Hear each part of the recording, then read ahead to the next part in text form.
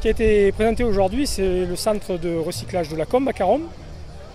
Centre de recyclage qui a la particularité d'avoir été créé sur une ISDI, donc un centre d'enfouissement de la Cove, avant que celui-ci soit plein. Donc la Cove a été innovante de ce côté-là, puisque plutôt que de dire on continue à boucher, une fois qu'on aura bouché, on trouvera un exutoire pour nos gravats issus de la collectivité, ils ont accepté l'idée de dire eh bien, on va créer une décharge, entre guillemets, puisque le terme n'est pas beau, éternelle, puisque tout ce qui va rentrer va être recyclé et va ressortir. Donc ils se sont assurés d'un côté d'avoir un exutoire éternel et de l'autre côté d'avoir un gisement illimité de matière pour leurs besoins de travaux publics. Ça s'inscrit parfaitement avec notre plan climat qui a été signé en 2020.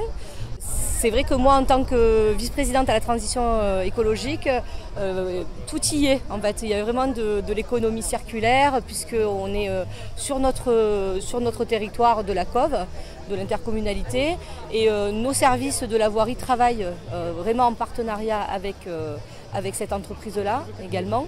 Donc rien ne se perd en fait. Effectivement, on est vraiment dans quelque chose, un échange très vertueux et c'est pour nous la patte vraiment d'une empreinte verte que l'on va poursuivre sur d'autres sujets également. On en parle parce que ça commence à devenir critique. Critique en matière d'approvisionnement en matériaux naturels. Donc nous avons aussi une carrière que l'on économise, pour laquelle on a réduit nos volumes par 2 autorisés pour éviter la raréfaction et la disparition de ces ressources. Puisque les matériaux naturels peuvent répondre à des applications très techniques en termes d'application que les recyclés ne pourront jamais faire, du moins pas aujourd'hui.